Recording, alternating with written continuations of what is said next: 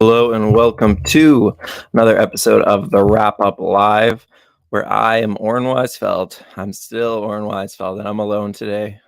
Everyone else, Aiden Sahel, um, Keon, even they all have lives, I guess, on a Saturday night. So they left me alone to do this one. But that's okay because the Raptors rewarded me and my fandom with a big, nice, kind of easy win for the first time I'll say in a while.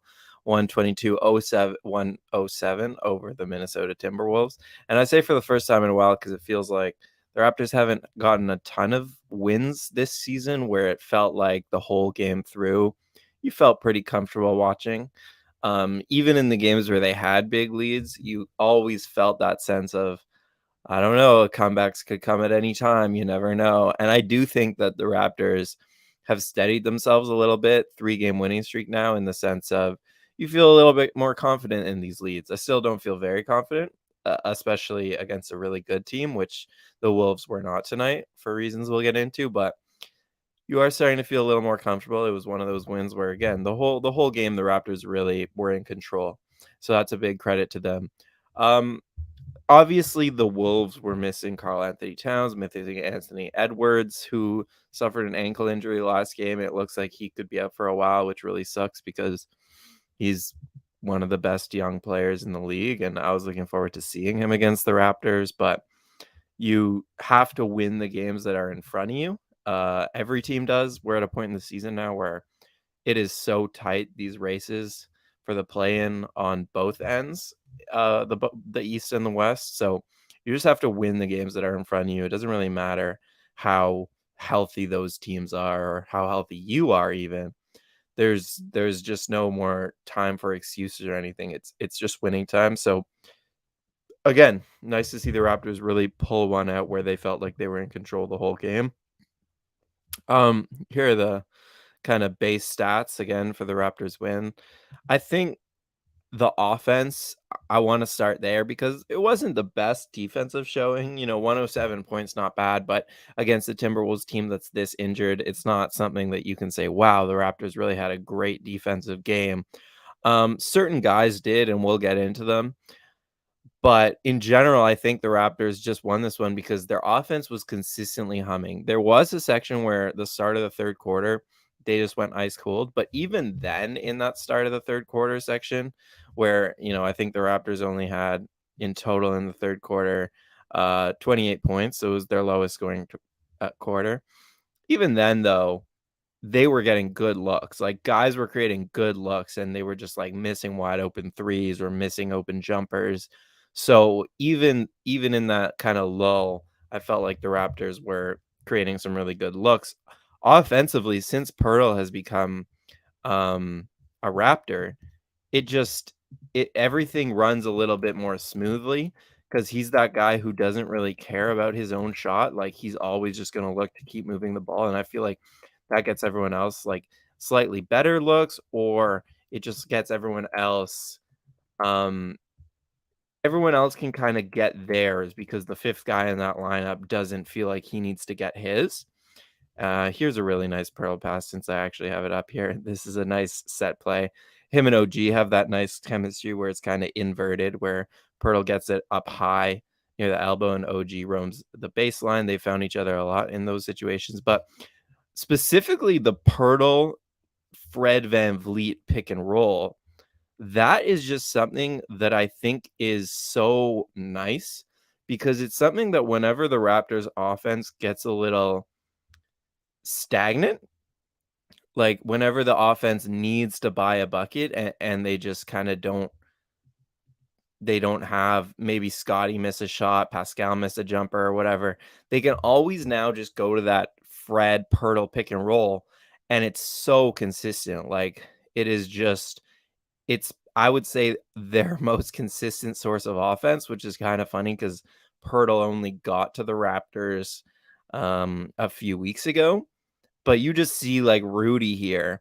Even this is not the best example because obviously he doesn't make the pass to Yak, and this is just kind of Fred with a nice pump fake on Nikhil here.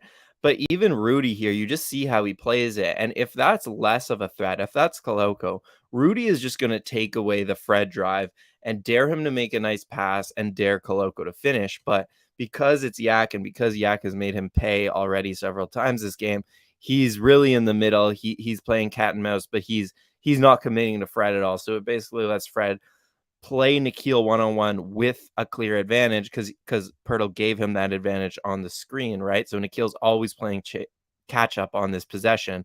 So I think this is a pretty good example of just where that advantage is created, and again, why that Fred and Pirtle pick and roll is so consistent and such a dependable thing that the Raptors can go to. So yeah, let's get into in terms of stats that stick out. Raptors shot 53% from the field. They don't do that very often. So that's again to the offense. They had 11 steals and 18 fast break points. So that was, yeah, we'll go into some individual guys, but definitely turning the Wolves over and getting out in the run was a big part of this game for sure. In terms of those steals, Gary Trent Jr. with 5 on the night. I tweeted last game against OKC how, he had a couple off games against the LA teams in LA on that road trip. Gary did. And Gary is what he is. Like, he's a jump shooter who runs hot and cold, and some days he's not going to have the best games in terms of that shooting. Sometimes it's not going to fall. Sometimes it is, and he's going to provide you with really great outside shooting and kind of save you. But one thing that doesn't depend on that is the defense. Like that, how he plays defense should not be dependent on how he shoots the ball. So it was nice in the OKC game to see him really bought in on the defensive end. I thought he was more active than ever. His hands were getting in the way of things. And then today, again, really rewarded for just being so active and into the ball on defense with 5 steals. And most of those went the other way for easy Raptors buckets. 8 of 14 is obviously nice shooting, but I'm looking for, for the end of the season, especially as the Raptors have to consider whether or not they pay Gary this offseason, which I think is going to be a hard choice given that Fred and Pirtle seem like obvious guys you should pay the way they're playing. Maybe people would disagree with that, but Gary, he has to buy in on the defensive end, and he has to have more games like this from here until the end of the season, because yeah, he's coming off the bench, and yeah, he might be less comfortable in his role and all that stuff, but the defense shouldn't be dependent on role or who he's playing with or any of that stuff. He needs to just be active on that end, and I thought tonight he really was. He also had 3 assists, and probably the nice assists I've ever seen him make on a nice dish to Pirtle. All right, my light is like really tripping me out, so I'm gonna have to turn it off. Or maybe that's better, and it doesn't. It's acting up. Okay. I said Gary, since we're already on the bench, I want to talk about Boucher real quick. Nothing alarming, only 5 points, two blocks, 2 steals, and assists, 4 rebounds. Like, those are not jumping off the page, but +9. Him and Gary are the only guys on the bench who are in the plus, and I thought Boucher had a really great game tonight. Super active defensively, running the floor super well, made a big 3. Nothing flashy, but he's just been playing great. And yeah, a point I wanted to make is that the Raptors are at a point right now where their starting lineup is really good and really consistent. If they get 2 guys on the bench to have good games, which I think with Boucher and Gary they did tonight, I think they're going to win more often than not.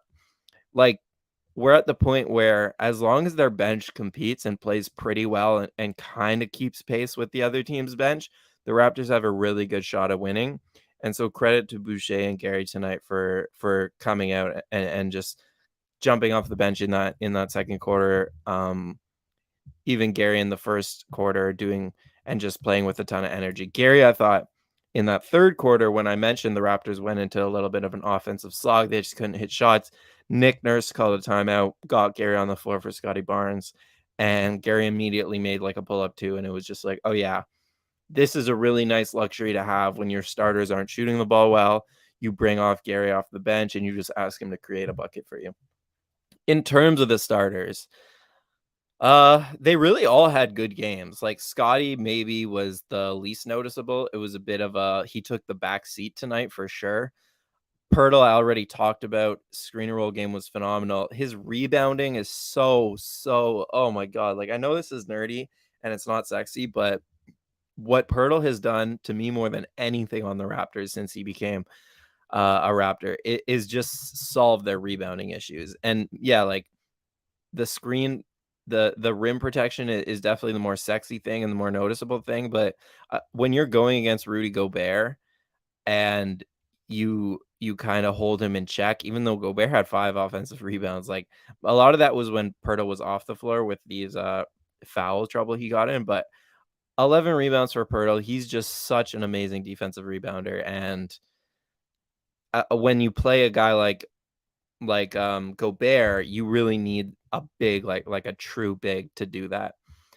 Fred, okay, everyone I mentioned so far had good games, but the big three of Fred, Scotty, and OG.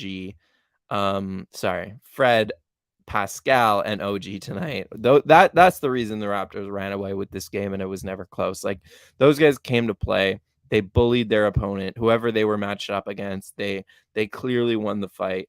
Fred with 28 points, 7 assists, 2 steals, 3 made threes, 5 of 6 from the free throw line, and he was matched up on Mike Conley, and Mike only had 12 points. Like Fred's defense has really gotten to a next level recently, I think.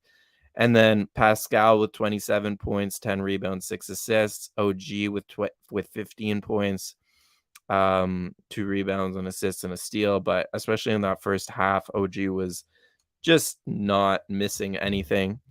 Yeah, I think those are the three guys who the Raptors leaned on tonight. And with Barnes, those are 3 of their 4 best players. So the more often that they can be consistent, the better. And yeah, they've been really consistent recently. Like we'll go one by one here. OG over the past couple weeks has just been as consistent as any Raptor. He's obviously taking the best defensive assignments every night, but offensively too. Like his 3 ball is just he's knocking down shots at such a high level. When he takes it off the dribble, he is doing really good things with it. And he's such a force. And like I tweeted this too, but he now every game it feels like he has 2 plays at the rim where either it's a big block or a big dunk on somebody. Actually, I can find the dunk that he had tonight, I think. Those plays are just such big momentum swings for the Raptors. That's the wrong play. Like especially when you're home, right? You're home and the crowd is kind of into it, but you get a guy like OG to make a play like this, like where he switches his hands in midair and dunks over McDaniels. That it just I'm at a lot of these games, obviously not tonight, but you just get the crowd into it.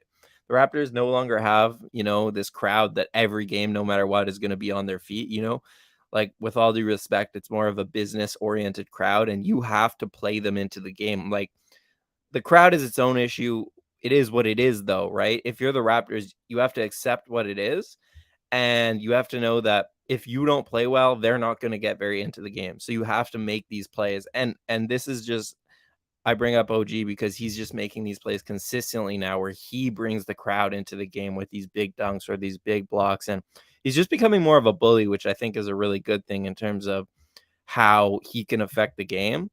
He can be such a bully because of his size and his power and his dominance. So another big OG shot here. Yeah, I just thought he had a really good game, and he's just been super consistent for the past few weeks. Pascal had a slow start for this one for sure, but he picked it up in the second half. In the third quarter specifically, he was just bullying guys. Minot, I don't know if that's why I say it. Minot. He bullied Josh Minot several times. I don't know why that was the matchup and why they weren't double teaming, but that's Pascal. I always thought the talk about Pascal not being able to play well with Pirtle was overblown because obviously since they made the trade, Pascal's offensive production kind of fell off a cliff.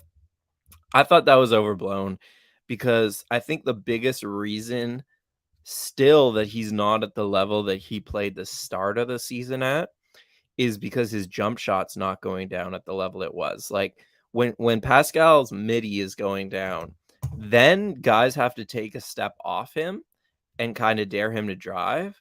And that's when he's unstoppable, when he can either go to the jump shot or counter with the drive or vice versa. And Pirtle being there has nothing to do with Pascal having a jumper or not. It's just that like jump shots come in ebbs and flows for everyone other than Steph Curry. And there's going to be times in the season where it feels really good coming off your hand. There's going to be times where it's not. So I think Pascal's kind of down play recently has been more than anything about his jump shot than Pirtle. And in a game like tonight, even he made a couple early jumpers and then he just started bullying guys to the rim. He's still not back all the way in terms of that jumper. Like he has a long way to go to get it back to where it was at the start of this season.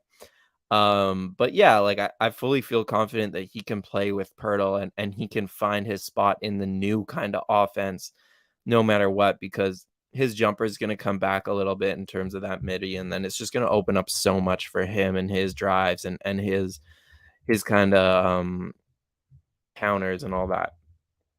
And then lastly, Fred VanVleet. I feel like in some ways Fred and Pascal have reversed roles from last season, where last season Fred was the all-star and then he tapered off, and this season Pascal is the all-star and he tapered off and the other one kind of took over. But yeah, Fred has been, I think, the best Raptor for a few weeks now. And he's definitely benefited from Pirtle. Like what I just said about Pascal, I think is true, but he hasn't benefited from Pirtle a whole lot on the offensive end in the same way that a guy like Fred has, because they're running way less Fred Pascal actions and way more Fred Pirtle actions, where Pascal is kind of in the corner. But Fred, it's just unlocked his passing game. He's averaging about 10 assists since the trade deadline a game, which would be way higher than his career averages. And yeah, it's because Pirtle is just opening up so much, and it's not just because he's assisting Pirtle. It's also because Pirtle will set the screen roll, and then if the defense buys too much in on the roll, Fred will just have an easy pass to a skip pass to the opposite wing for an open three because that guy ducks in on the roll. So it's really opened up Fred's game. Also, his 3-point shooting is better because I think Pirtle is just giving him so much more room on those screens. But defensively, that doesn't really have to do with Pirtle. I think Fred is just getting healthier as the year goes on. He's played himself into a way better shape as the year goes on. And now he's back to being that all defensive level caliber guy that we know he can be in terms of the off-ball defense was always good in terms of those dig downs and stuff, but now the on-ball D, like he is keeping guys in front of him. He was matched up with Shai Gilgeous-Alexander last game, and he did a great job on Shai. Easier matchup, I would say, with Conley tonight, but again, I read Conley's stats earlier. Fred did a really good job on Conley, so that big three for the Raptors came up huge and made it so that this game was never that close and that this game was just kind of always in the Raptors' control. And that's kind of the thing. It's like the Raptors are this is why the season's been so frustrating. They're such a talented team.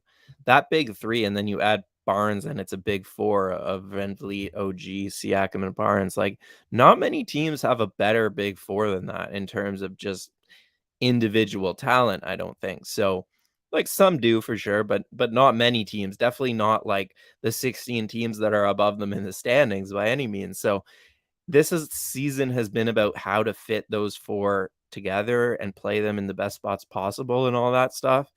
And it hasn't been about the talent, but when you do learn those things around the edges, the rotations, the offensive system, the defensive system, all that stuff, and you just let those guys' talent kind of shine, like in a one-on-one situation, who's a more talented team, they are gonna more often than not be the more talented guys. And I think that was certainly the case tonight. They out-talented Minnesota, no matter which way you put it. Like, we can talk about scheme, but at the end of the day, those guys in their one-on-one matchups, Siakam and Fred, they were just better.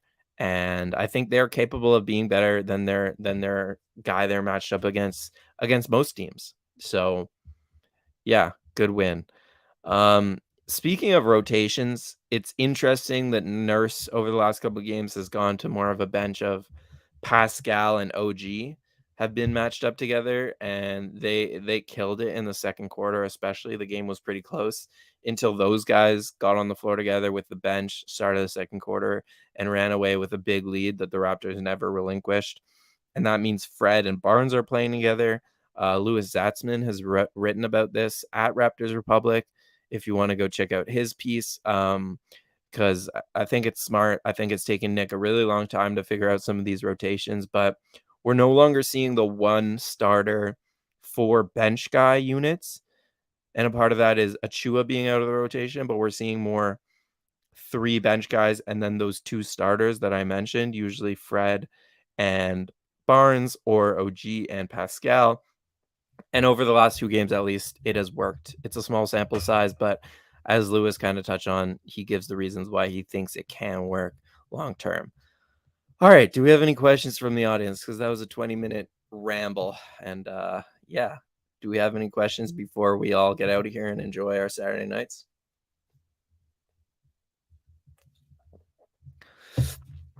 Do we? Not a very active audience today. Like, I was watching the chat the whole time I was talking. We got a good amount of people in here, about 65 people, but like no one has been talking. So does that mean you guys have just been listening to me very attentively for the last 20 minutes? Or does that mean you've completely tuned out and are doing other things, such as watching, March Madness instead? And I'm just like a background voice. That's what I want to know, because nobody's talking in the chat. I feel like I'm talking to myself. Or are you guys just really attentive, just really, really locked in on my voice? That's what I want to know. All right. I'm not seeing any questions. I got a lull from Carlos, so that's all I actually care about. As long as I can make one person laugh tonight, I feel pretty happy with myself. But yeah, if I don't get, okay, people are listening, Otis says. So that's good to know. Really good to know. Do we have any questions, or are we all ready to get out here? Raptors obviously are on a back-to-back tomorrow. They will play in Milwaukee against the Bucks. So that is going to be their biggest test. Obviously, they're on this 3-game winning streak, and that feels really nice, given the way the season has gone. But if they could get a win against the Bucks on the second night of a back-to-back, that would feel a lot nicer. Matthew Coombs says I was in the shower during my rant, so that's why he wasn't chatting. Honestly, didn't need to know that, to be real honest with you. But that's cool. I hope next time you shower you don't have my voice on in the back. But yeah. All right, guys. I appreciate you all listening. This was fun.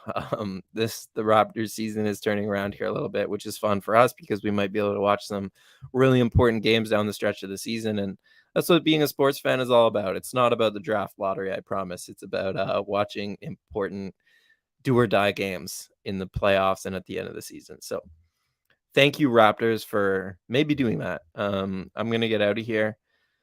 Before I do, Taxman, Can-Am Taxman of the game, I'm going back to Fred VanVleet. A lot of good options, but I felt like he was the best player two-way, both sides of the floor from start to finish. Obviously, like I said, OG in that first half was great. Pascal in that second half was great.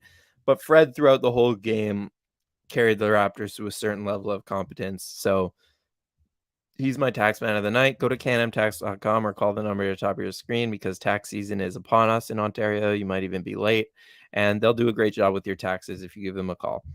So Fred VanVleet gets our taxman of the night. I got my taxes back already, actually. And yeah, I'm not even gonna get into it. We will see you guys tomorrow night after the Raptors Bucks game.